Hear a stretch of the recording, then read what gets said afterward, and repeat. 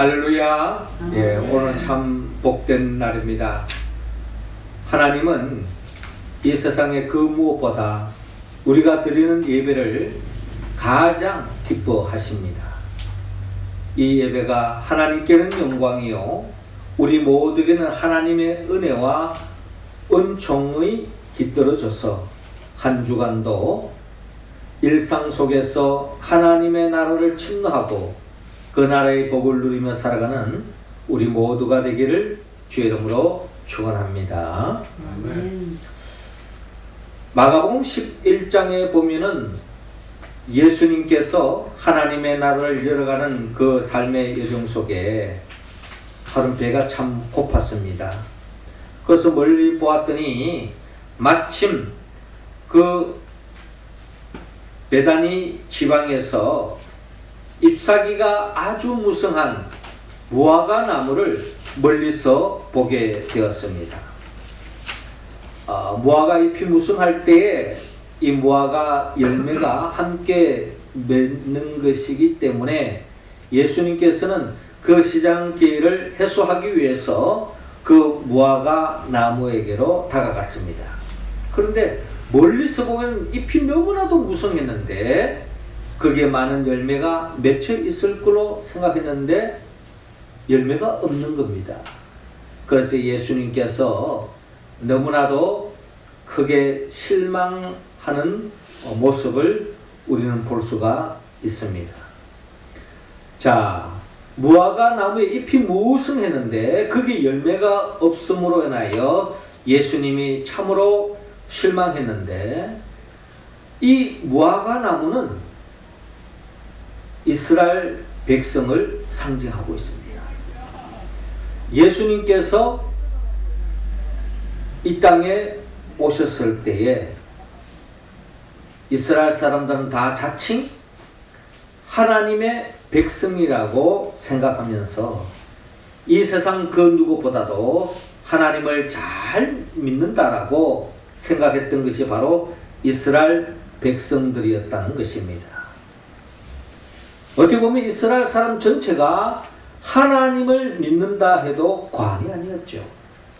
그런데 실상 예수님께서 이스라엘 사람들을 대면해 보았을 때에 절대 다수가 진정 하나님이 기뻐하지 않는 삶으로 나아가고 있는 그 현실을 주님은 직시하게 됐던 것입니다. 한마디로 하나님을 믿는다고 하는 사람은 많이 있는데 하나님이 기뻐하는 삶을 살아가는 사람이 눈을 닦고 보려 해도 보이지 않더라 하는 것이 예수님 당시의 현실이었습니다. 아마 예수님은 무화과 나무에 열매가 없음으로 인한 실망보다도 이스라엘 백성들이 하나님을 믿는다고 하면서 하나님의 자녀다운 삶을 살지 못하는 그런 현실을 아마 더 안타까워하셨고 절망했을 것입니다. 오늘 우리가 살고 있는 이 시대도 마찬가지입니다. 많은 사람들이 하나님을 믿고 예수를 믿는다고 하지만 그러나 그 삶을 들여다볼 때에 정말 하나님이 기뻐하는 삶을 살고 있는가 한번 생각해 볼 때에 얼마나 하나님 보시기에 그런 기뻐하는 삶을 살고 있는 사람들이 얼마나 많은지 우리가 한번 생각해 볼 때에 나름대로 의문점을 갖게 되어지는 것입니다. 결국 얼마나 많은 사람들이 교회 다니느냐, 얼마나 많은 사람들이 모이느냐, 얼마나 많은 사람들이 하나님을 믿는다고 이야기하지만 그게 중요한 것이 아니라 정말 하나님이 기뻐하는 삶을 살고 있느냐라는 것입니다. 오늘 성경의 본문의 말씀은 예수님께서 예수님 당시뿐만 아니라 오늘 살아가는 이 시대 속에서도 정말 하나님이 기뻐하는 그런 삶을 살아가는 사람이 얼마나 되는지 주님은 묻고 있습니다. 그리고 우리 모두가 진정 하나님 보시기에 실망치 않는 하나님이 기뻐하는 그런 삶으로 우리 모두가 다 나아가기를 원합니다. 어떻게 하면 주님이 우리에게 다가왔을 때에 실망하지 않고 기뻐하는 그런 삶으로 나아갈 수 있을까요? 하나님께서는 오늘 본문 3절을 통하여 먼저 회개하라고 말씀하고 있습니다. 3절 말씀 우리 같이 한번 읽어봅시다. 시작. 너희에게 이르노니 아니라 너희도 만일 회개하지 아니하면 다 이와 같이 망하리라. 아멘. 자, 오늘 성경 본문 누가복음 13장 1절은 이렇게 시작하고 있습니다. 그때 마침 두 사람이 왔어라고 기록되어 있죠. 그때는 언제를 이야기하고 있습니까? 자, 오늘 본문 누가복음 13장 1절 시작하기 전에 12장 49절에서 59절까지 내용을 보면은 예수님께서 제자들에게 하시는 말씀이 기록되어 있는데 제자들뿐만 아니라 많은 무리를 향하여 말씀하고 있습니다. 54절을 보니까 또 무리에게 이르시되 너희가 구름이 서쪽에서 이는 것을 보면 곧 말하기를 소나기가 오리라 하나니 과연 그러하고 남풍이 부는 것을 보면 말하기를 심히 더우리라 하나니 과연 그러하니라. 외식하는 자여 너희가 천지의 기상은 분간할 줄 알면서 어찌 이 시대는 분간하지 못하느냐 라고 주님께서 말씀하고 있습니다. 자, 이 말씀은 그 당시에 많은 사람들이 계절의 변화라든지 또 일기의 변화 이런 것을 다 잘 알고 있었다는 겁니다. 지금도 우리가 비가 오지만은 이 비는 봄비다. 이제 이 비가 그치면 완연한 봄이 올 것이다. 우리가 다 예측하고 있지 않습니까? 이제 겨울이 지나갔으니 이제 완연한 봄이 올 것이다. 또 봄이 지나고 나면 여름이 올 것이다. 이건 우리 상식적으로 피부로 와닿는 것이고 또 거기에 걸맞게 우리가 생활하고 있는 것입니다. 이스라엘 사람도 마찬가지입니다. 구름이 서쪽에서 이는 것을 보면 곧 소나기가 오겠구나 라고 이야기하는 것처럼 우리가 밤에도 별이 초롱초롱하면 내일은 날씨가 맑겠구나 우리가 그렇게 다 예측하지 않습니까? 그와 마찬가지로 그렇게 다 예측하는 너희가 왜 천지의 기상은 분별할 줄 알면서 어찌 이 시대는 분간하지 못하느냐라고 주님께서 말씀하고 있습니다. 한마디로 너희들이 기상을 분간하듯이 이 시대를 잘 분간하라고 말씀하고 있습니다. 이 시대는 마지막 때가 되었다. 심판 때가 다가왔다. 그러니 너희들이 회개하지 않으면 언제 하나님의 심판에 임할지 모르니까 정신 바짝 차리고 하나님이 기뻐하는 삶을 살아야 된다라고 주님께서 우리에게 촉구하고 있는 것입니다. 자, 이런 말씀을 하고 계시는 그때였습니다. 그때에 두 사람이 주님께 와서 빌라도가 어떤 갈릴리 사람들의 피를 그들의 제물에 섞은 일로 예수께 아뢰니라고 기록되어 있는 것처럼 어떤 갈릴리 사람들이 성전에서 죽는 그 사건을 예수님께 일러주고 있는 상황을 오늘 본문에서 우리는 헤아려 볼 수가 있습니다.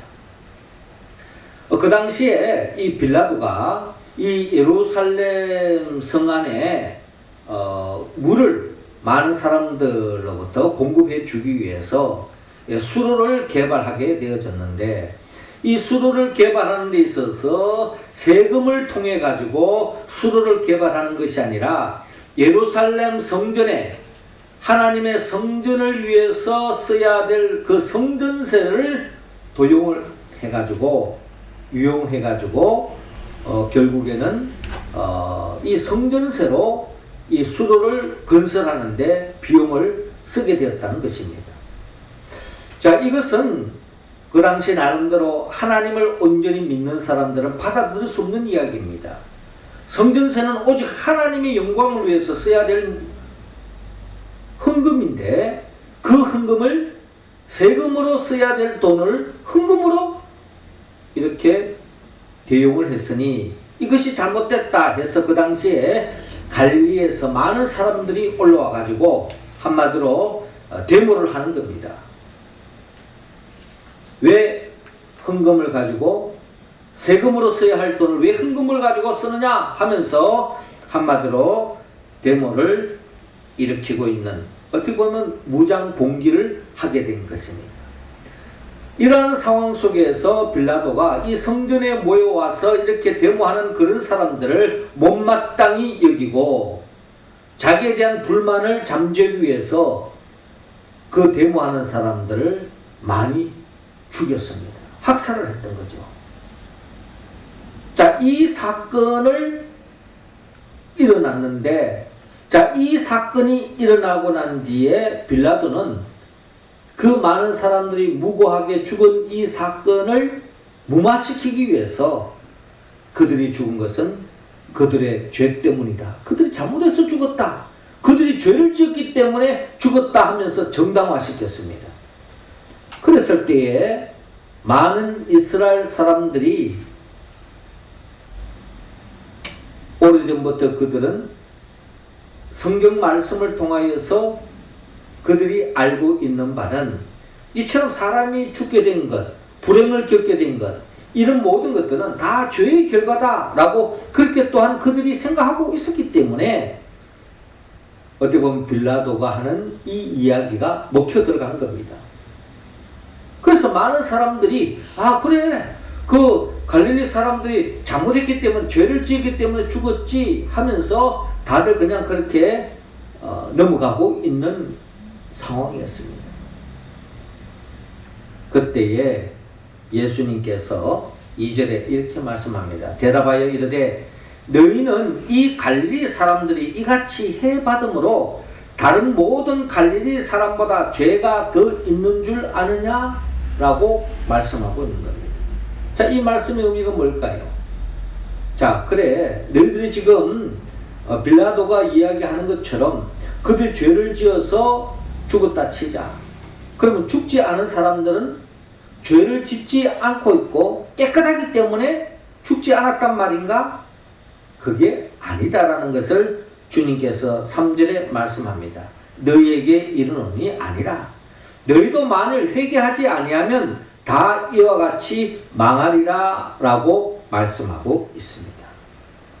한마디로 주님은 모든 사람들이 지금 죽지 않고 살아있는 것은 마치 내가 깨끗하고 내가 죄를 짓지 않았기 때문에 내가 살아있다고 생각하는 것, 그 잘못된 생각이고 착각일 수도 있다는 겁니다.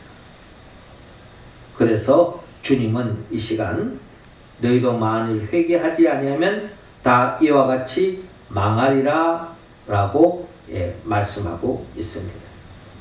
자, 이 말씀을 어떻게 본다면 지금 우크라이나에 전쟁이 일어났는데 그 우크라이나 사람들이 죄를 많이 지어서 침략을 당해서 무고한 시민들이 죽어가고 있느냐? 푸틴의 이야기 말로 하면은 그렇게 이야기할 수도 있겠죠.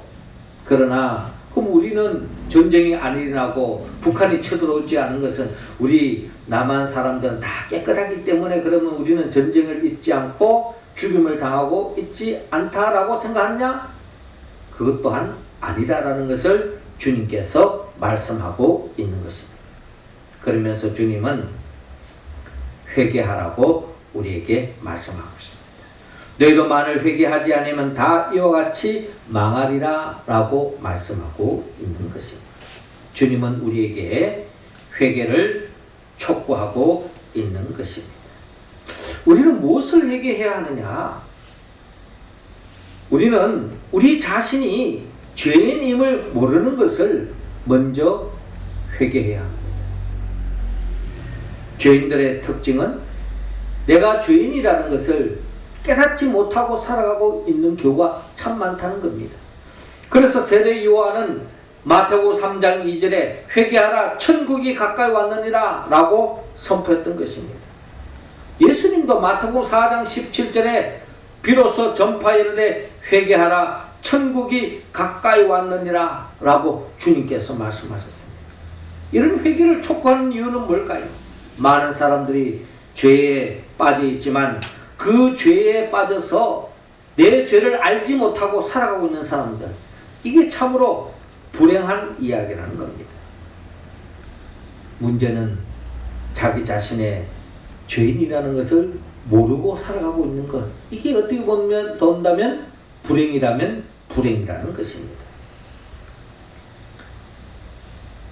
누가복음 4장 6장 41절에 보면 어찌하여 형제의 눈 속에 있는 티는 보고 내 눈 속에 있는 들보는 깨닫지 못하느냐.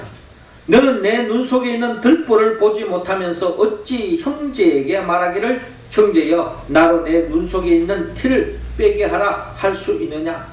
외식하는 자여 먼저 내 눈 속에서 들보를 빼라.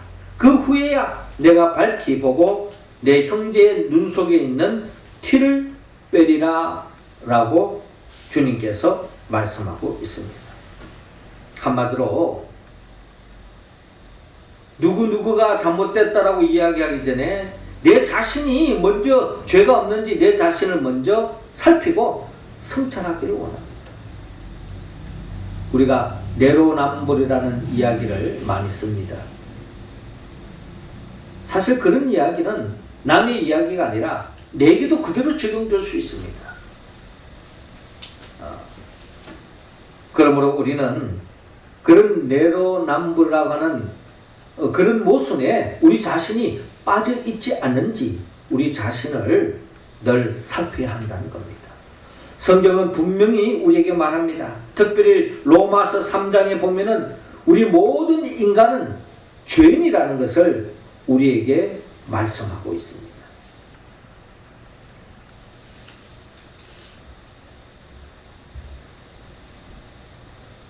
그렇기 때문에 우리는 철저하게 회개해야 한다는 것입니다. 다윗은 하나님 앞에 죄를 지었습니다. 나단 선지자가 그에게 다가와서 다윗의 잘못되었음을 지적했을 때에 다윗은 철저하게 자기 자신의 죄를 인정하고 회개했습니다. 다윗의 위대함이 바로 여기에 있습니다. 다윗은 한 번도 죄를 짓지 않았기 때문에 위대한 것이 아니라 죄를 지었음에도 불구하고 그가 철저히 회개했기 때문에 그는 이스라엘의 역사 속에서 모든 사람들로부터 추앙받는 그런 왕으로 자리매김하는 것을 바라볼 수 있습니다. 우리가 하나님 앞에서 내가 자신이 죄인이라는 것을 깨달음이 크면 클수록 우리는 하나님의 더 큰 은혜를 입을 수 있습니다. 성 어거스틴도 그의 삶은 방탕한 삶이었지만 그가 자신이 죄인임을 깨닫고 회개함으로 인하여서 그는 진정한 성인으로서 자리매김할 수 있었습니다. 마틴 루터도 자기 자신의 죄를 깨닫고 졸도하기까지 심각하게 회개를 했다고 합니다. 그래도 또한 그는 자신의 죄를 깨닫고 회개하는 자를 통하여 이 땅에 하나님의 나라가 확장되어지는 것을 바라볼 수 있습니다. 주님은 오늘 이 시간 우리 모두에게 말씀합니다. 너희도 만일 회개하지 아니하면 다 이와 같이 망하리라. 죽어가는 이야기를 들을 때에 전쟁의 소식으로 인하여 우리가 절망하는 그런 순간 때마다 우리 자신이 하나님 앞에서 우리의 죄가 없는지 철저하게 회개하지 않으면 우리 또한 남의 이야기가 아니라 그 이야기가 내 자신의 이야기가 될 수 있다는 것을 주님은 우리에게 말씀하고 있습니다. 우리 모두는 철저하게 우리 자신이 죄인임을 깨닫고 회개함으로 하나님이 기뻐하는 삶으로 나아갈 수 있기를 주의 이름으로 축원합니다. 이어 두 번째도 주님은 우리에게 또 회개하라고 말씀합니다. 5절 같이 읽습니다. 시작. 너희에게 이르노니 아니라 너희도 만일 회개하지 아니하면 다 이와 같이 망하리라. 아멘. 자, 이어지는 본문 4절에도 또 실로암에서 망대가 무너져 치어 죽은 18사람이 예루살렘에 거한 다른 모든 사람보다 죄가 더 있는 줄 아느냐라고 말씀하고 있습니다. 여러분, 빌라도에 의해서 이 성전에 데모하는 많은 사람들이 학살을 당했지 않습니까? 그 사건만 있은 것이 아니고 또 연이어서 또 다른 사건이 일어났는데 그 사건이 뭐냐면 실로암에서 망대가 무너졌습니다. 이 망대의 역할은 뭐냐면은 이 수로를 건설하면서 이 수로를 잘 보존하기 위해서 이 수로를 혹시 누군가가 이렇게 훼손한다든지 또 거기에 무슨 뭐 독약을 탄다든지 뭐 이렇게 되어지면 예루살렘 시민들이 다 엄청난 불행을 겪지 않겠습니까? 그래서 이 망대를 세워서 이 수로를 관리하는 그런 망대를 쓰는데 이 수로를 관리하는 이 망대가 무너져 가지고 18사람이 죽는 그런 불행한 사건이 또 벌어졌습니다. 한마디로 예기치 못했던 안전사고가 일어난 것입니다. 그래서 또 사람들이 그렇게 또 이야기합니다. 저 사람들이 죽은 것은 뭔가 죄를 졌기 때문에 죄가 많아서 아마 저렇게 불행히 죽었을 거야 라고 생각하는 사람들이 많았다는 것입니다. 그때 예수님께서 그 사건을 또 덜미기면서 하시는 말씀이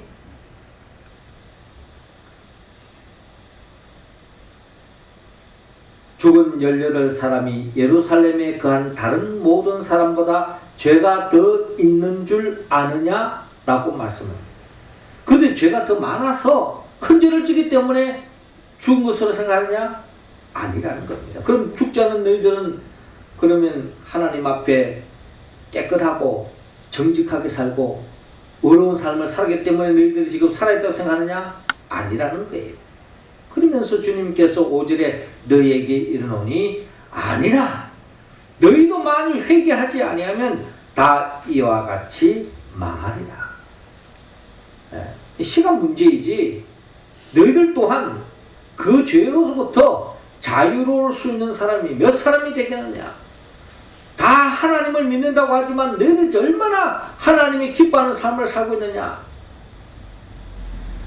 회개해야 된다 라는 것을 오늘 주님께서는 본문을 통하여 우리에게 말씀하고 있는 것입니다. 어제도 제가 뉴스를 보니까 코로나로 인해서 죽어가는 사람 참 많다고 합니다. 그러면서 어떤 분이 인터뷰를 하면서 그런 말 하더라고요. 요즘은 죽으면 안 되겠다고.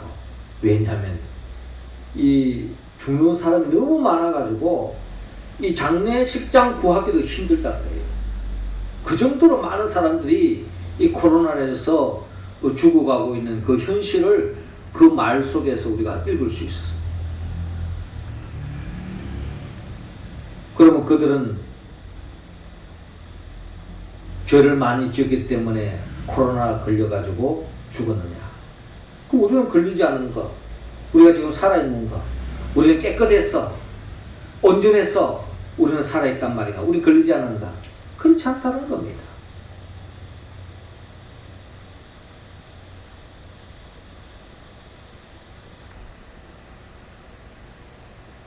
주님은 우리에게 너희도 만일 회개하지 아니하면 다 이와 같이 망하리라. 회개하지 않으면 하나님의 심판의 대상이 될 수밖에 없다 하는 것을 우리에게 말씀합니다. 우리는 무엇을 회개해야 합니까? 자신의 죄를 회개하지 않는 것을 회개해야 합니다. 자신이 무슨 죄를 지었는지 알고 있음에도 불구하고 그걸 회개하지 않는다면 그건 잘못된 것이라는 겁니다.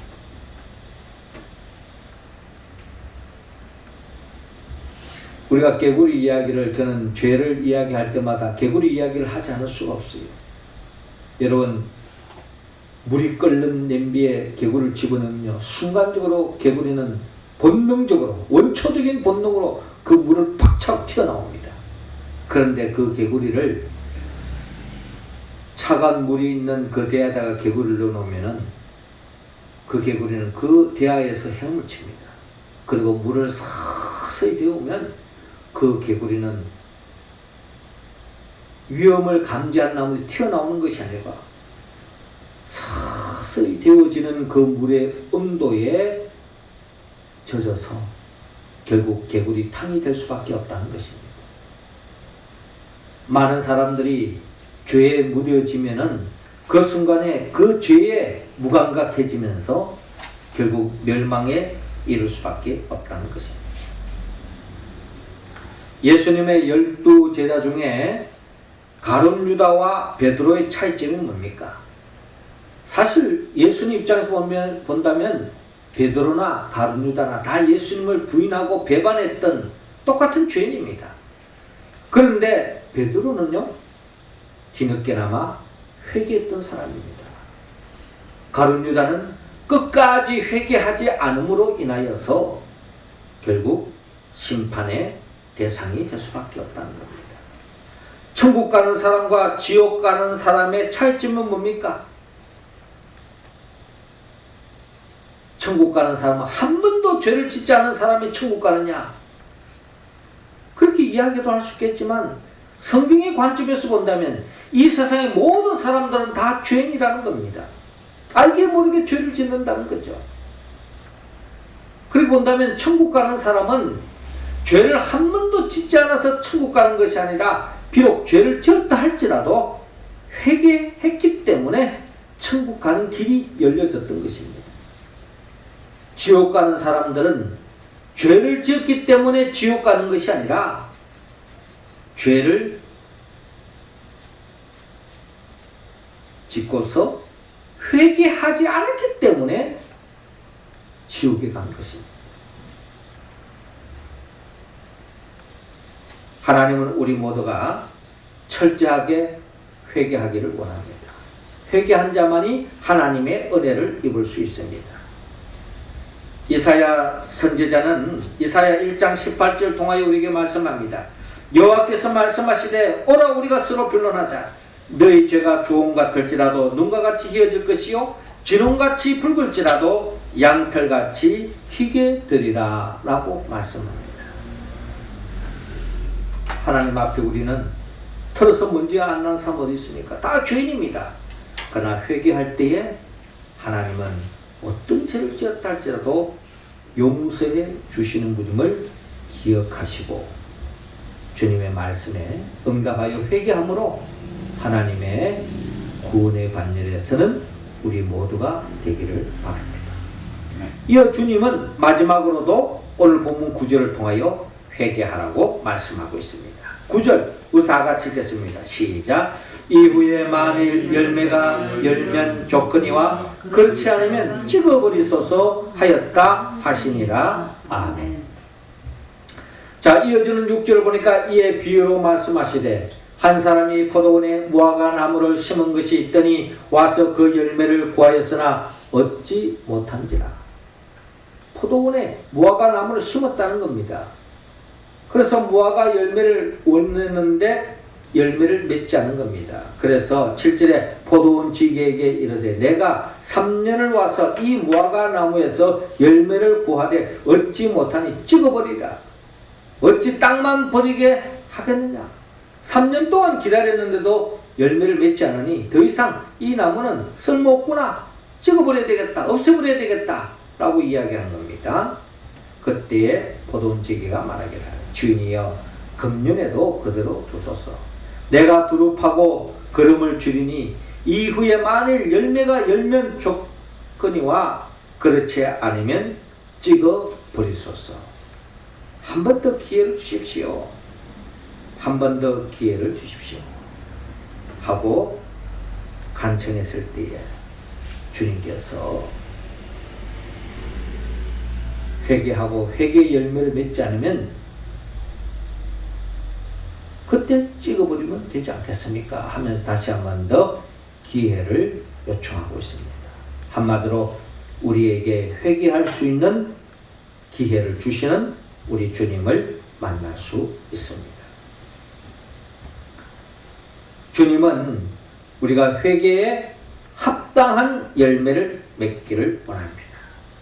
많은 사람들이 하나님이 기뻐하지 않는 육체의 열매를 맺는 사람들이 너무나도 많이 있습니다. 음행과 더러운 것과 호색과 우상숭배와 주술과 원수 맺는 것과 분쟁과 시기와 분냄과 당짓는 것과 분열함과 이단과 투기와 술취함과 방탕함과 그와 같은 것들이라. 너희에게 경계하는 것 같이 경계하노니 이런 일을 하는 자들은 하나님의 나라를 유업으로 받지 못할 것이다 라고 말씀합니다. 그러나 우리가 맺어야 할 열매, 사랑과 희락과 화평과 오래 참음과 자비의 양성과 충성과 온유와 절제의 열매, 이런 열매를 많이 맺어가는 사람, 이런 사람이 바로 하나님이 기뻐하는 사람이요 또 하나님이 칭찬받는 삶의 모습이라는 것입니다. 하나님은 우리 모두가 그런 삶으로 나아가기를 원합니다. 사랑하는 성도 여러분, 입만 무성한 무화과 나무처럼 예수님 당시에 많은 사람들이 하나님을 믿는다고 하지만 하나님의 아들로 이 땅에 오신 예수를 영접하지 않을 뿐만 아니라 하나님이 기뻐하지 않는 삶을 살아가는 그 당시에 많은 종교인들, 하나님은 기뻐하지 않습니다. 우리의 모습은 아닌지 헤아려 보기를 원합니다. 주님은 우리 모두에게 회개하기를 원합니다. 회개는 성령의 도움이 없이는 할 수가 없습니다. 내 힘으로 회개를 하고 싶다고 할 수 있는 게 아닙니다. 성령이 도와주셔야만이 우리 또한 우리 자신이 죄인임을, 우리의 죄를 깨달을 수 있고 죄를 볼 수 있고 죄의 심각함을 가질 수가 있습니다. 성령은 예수 그리스도의 영입니다. 예수님이 누구입니까? 예수님은 우리를 위하여 천지 만물을 창조하셨고 죄로 말미암아 하나님이 주신 그 복을 누리지 못하는 우리를 구원하기 위하여 친히 인간의 몸으로 오셔서 우리의 죄를 대신 짊어지고 십자가에 못 박혀 죽으시고 부활하시고 성천하시고 지금도 우리에게 성령을 보내주셔서 성령의 도우심으로 회개하고 회개로 인하여 하나님의 나라의 복을 누릴 수 있도록 인도해 주시는 분, 그리고 또한 우리 모두에게 영원한 하나님의 나라로 인도하기 위하여 장차 재림하여 오신 예수 그리스도, 그분의 영 보혜사 성령의 도우심으로 말미암아 우리 모두가 철저하게 회개함으로, 회개에 합당한 열매를 맺음으로 하나님께 영광 돌리고 덧없는 복된 삶을 열어가는 우리 모두가 되기를 주의 이름으로 축원합니다. 기도드리겠습니다. 하늘에 계신 우리 아버지, 이 시간 우리 한 사람 한 사람에게 성령의 기름을 부어 주옵소서. 성령 충만함으로 말미암아 우리 자신이 죄인임을 깨닫게 하여 주시옵시고, 우리의 잘못된 죄가 있다면 철저하게 회개하여서 주님으로부터 사죄의 은총을 받아 더없이 하나님이 기뻐하는 삶으로 나아갈 수 있도록 인도하여 주옵소서. 예수님의 이름으로 기도드립나이다. 아멘.